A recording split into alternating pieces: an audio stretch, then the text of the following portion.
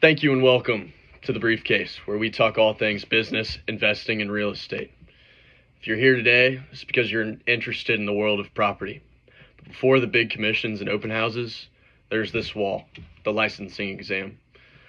Most people think real estate is just about showing houses, but in reality, getting your license is all about law, ethics, and the complex mechanics of ownership. Today, we're breaking down the 3 pillars of real estate school, so you can see if you've got what it takes to turn pro. First thing you learn is that you don't just own a house, you own a bundle of rights. Think of it like a handful of sticks, or in other words, a handful of paper. The bundle of rights includes 5 rights.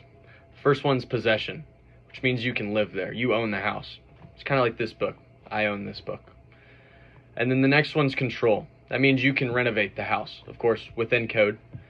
And that's kind of like this book where I can sit here and I can write in it. I've got control over it. And then there's exclusion, which means you can keep others out of your house. Just like this book. No one else can read in this book. Next one's disposition, which means you can sell, lease, or will it away.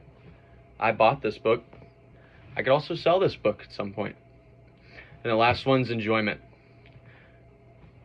I'm going to enjoy this.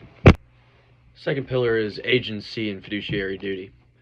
This is the part that keeps the broker up at night. When you become an agent, you enter a fiduciary relationship. This means you must put your client's interest above your own, even above your commission. Your commission is usually about 5%, which this gets split between the broker and the agent, paid by the person selling or buying the house. And when you think about a fiduciary duty, you gotta think about what duties do you have to uphold.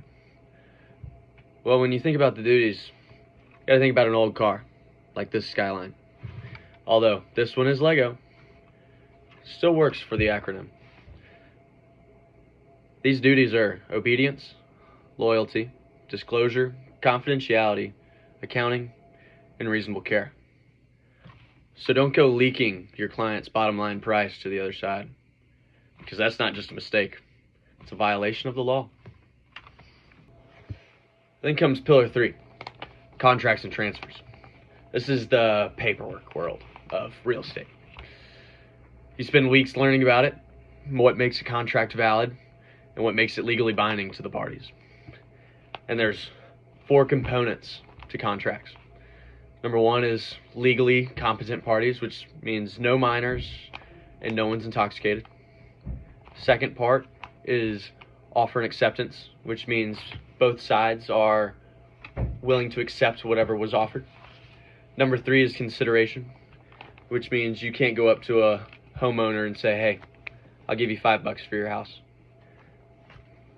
Be honest, be reasonable. Number 4 is legality of object, which means you can't write a legal contract to do something illegal. And remember, before the contract's signed, you're always able to rip it up. And then comes the reality of the real estate world. Real estate school teaches you the rules of the game, but it doesn't always teach you how to play the game. You'll learn the difference between joint tenancy and tenancy in common, but the actual sales skills, you learn that in the field. That comes after you pass the test. Now that's one cutthroat community. One last thing on the basics of real estate. You must remember, when you become an agent, when you pass this license, it's a hustler game. You must be willing to push yourself. You must be able to reach out to clients. Be willing to be denied.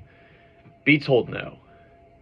So that one day you can be getting those big commissions and you can take your weekends off and you can take full weeks off and go play golf.